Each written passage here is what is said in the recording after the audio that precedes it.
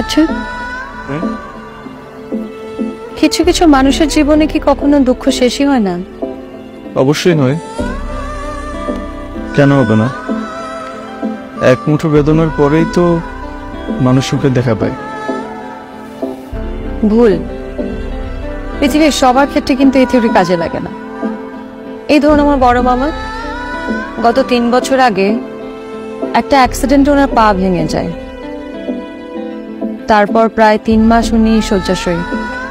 আপনার থিওরির মতে ওনার পা ভালো হওয়ার পরে ভালো দিন আসার কথা, কিন্তু 3 মাস পরে তার ক্যান্সার ধরা পড়ে, আর তার কিছুদিন পরে উনি মারাই যান।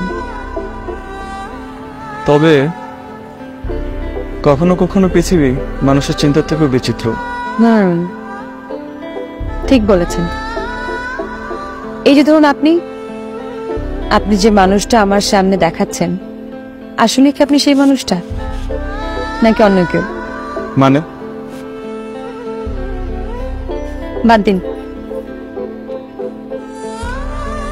একটা কবিতা শুনবেন? কবিতা? না। কেন? কবিতা ভালো লাগে না? লাগে, কিন্তু কবিতা হচ্ছে সুখী মানুষদের বিলাসিতা, দুঃখী মানুষদের আশ্রয়, কিন্তু চিরদুঃখী মানুষদের জন্য কবিতা কোনো কাজেরই না। বাহ, ভালো বললেন।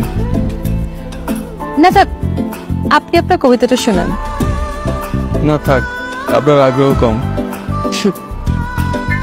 সৌরজগতের সবচেয়ে বড় গ্রহের নাম আগ্রহ। এত সহজে কি আসবে? আপনি বরঞ্চ কবিতাটা শোনান। তাহলে শুনুন। এখন নাটোর, ঢাকা অথবা আমার শহর নারায়ণগঞ্জের কথাই ধরো। একজন বনলতা সেনও নেই, শহর জুড়ে আছে লাল লাল চুর অবাক তরুণী, যার চোখেতেই শেষ, নেই হৃদয়ের ধারে কাছে। এখন হাত ধরার ব্যাপার ভীষণ সহজ, হয় না ধরা অমন আপন করে। হাতের কি দোষ বলো? হাতে ভয়ানক ব্যস্ত থাকে সে কি হাতের চেয়ে মুঠোফোন চেপে ধরে।